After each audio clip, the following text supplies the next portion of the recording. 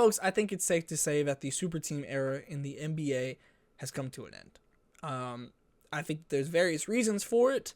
Obviously, the new cap structure in the NBA with the aprons and all these types of things and the amount of money that's being made, like that hurts in creating super teams. But I also think that fundamentally, what made super teams, the best super teams, so incredibly good was forgotten about as teams tried to recreate what made those super teams so good. And I think partially this has been proven in these NBA playoffs. I mean, this is no longer the super team era to me. It's the era of depth. That's what I have taken away from these past couple of years. And you look at Boston last year, you look at both these teams in the finals this year, in the Thunder and the Pacers, and they are very comfortable with going into their bench. They have coaches that are very comfortable going into their bench. And it's not just being comfortable in the regular season, but it's about genuinely having options on the bench. I mean, the Oklahoma City Thunder are the deepest team in the league this year, right? I mean, that's pretty clear. And when you think about how they've utilized their bench in this playoff run, it's been incredibly intriguing, right? You have, obviously, Alex Caruso is like one of the premier bench players. Like, you don't get a gold star for using Alex Caruso, but the way that you use Alex Caruso and guarding Jokic in that Denver series is massive, right? You have Jay Will in that series, the other Jalen Williams, and coming off the bench and guarding Jokic in that series. You have Cambridge Williams coming off the bench in the Minnesota series after really not playing in the Denver series or in the playoffs. Like, just the ability of staying ready. And that's not even getting into Kaysen, Isaiah Joe, Wiggins, right? Like all these players that have been there. And yes, you have star players. Yes, you have all-stars. And obviously the Thunder have the MVP in Shai Gilgeous-Alexander. But even if you look at the Pacers, right, they have that similar trust in their bench. You look at Boston, it's not just the stars. And it never was. Because even if you go back, let's think back to the Warriors, just as an example, right? Yes, they were a super team. Don't get it twisted. That era is still true. But what part of what made them so good, and even before KD got there, was the role players that were playing. Andre Iguodala, Sean Livingston, players like that, right?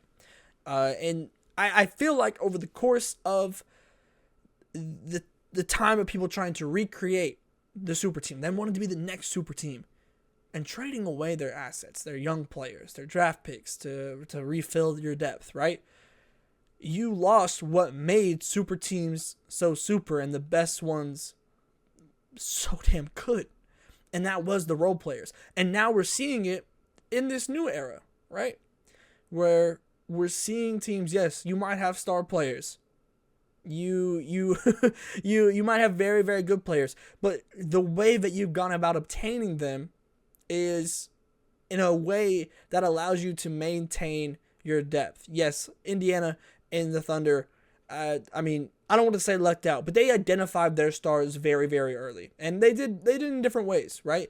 Of finding value in different ways. You look at Indiana, obviously you go and make trades more so, right? Obviously like Siakam, for example, was the trade. You trade for Tyrese to begin with.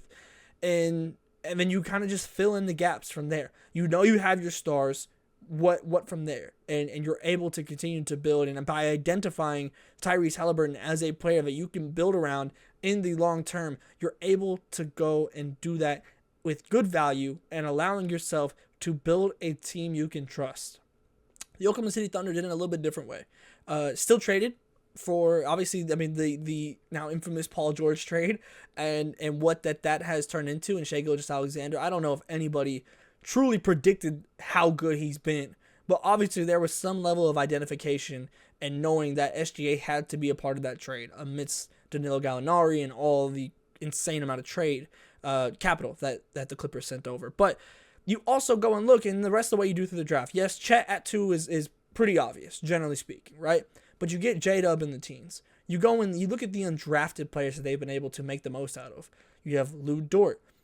You have Wiggins in the second round. You have Kaysen in the middle of the first round. I mean, these players continue just to find the absolute most value. Cambridge Williams, Isaiah Joe coming from the Sixers, right? Like these essentially scraps from other teams. And you want to talk about trash into treasure. That is what this team was made out of. And so you go and you compare that to the way that other teams have been built. And I think even as on the day I'm recording this, Tom Thibodeau just got fired.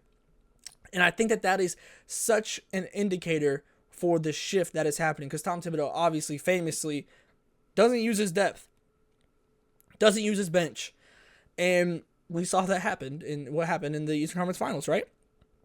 To me, that is a sign that at minimum New York, right, is seeing how these other teams are competing and the way that they're doing it and how they're winning.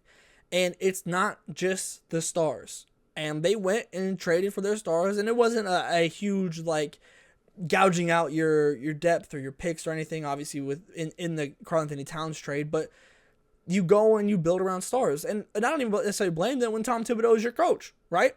But is that a capable way of winning in this new era when you have to do more? We saw this Phoenix just trading for all the stars, Bradley Beal, KD, has not worked. We've seen how many iterations now of the next big three. The next big three this. The next big three that. Oh, the dynasty. Who's going to stop so. They always get stopped. And it's because you look next to them and there's just not anyone good at playing their role. I'm not saying you have to find other star players, and maybe, you know, the Warriors being able to go get a player like Iggy, who at his peak was, you know, not like an incredible star player, but like certainly a very good player in this league.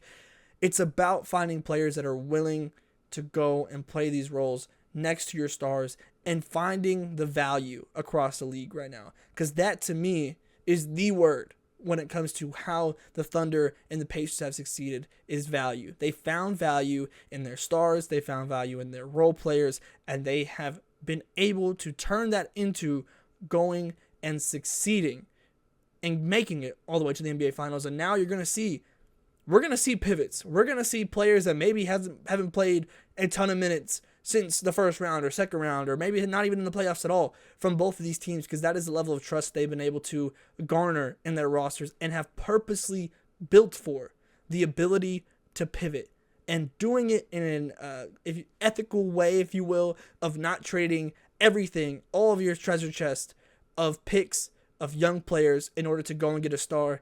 They did it. They built it up slow, and they trusted the process. And for the Thunder, for example, you go and make your trades, you go and sign Hart, you go and trade for Caruso when it's time. But ultimately, when you look at top to bottom on these rosters, the majority, we're just finding value.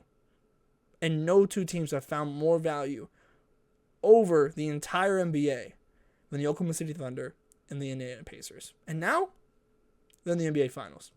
I can't wait to talk about it. I can't wait to dive into this series. I'm ready for basketball for the NBA. I've been having a blast covering the W, but I'm ready for the Oklahoma City Thunder to be playing finals basketball. So make sure you're tapped in here. I'm going to be talking about it, breaking it down, telling you what I'm seeing. So like, comment, subscribe, share, all those things here on the YouTube, and I'll see you next time.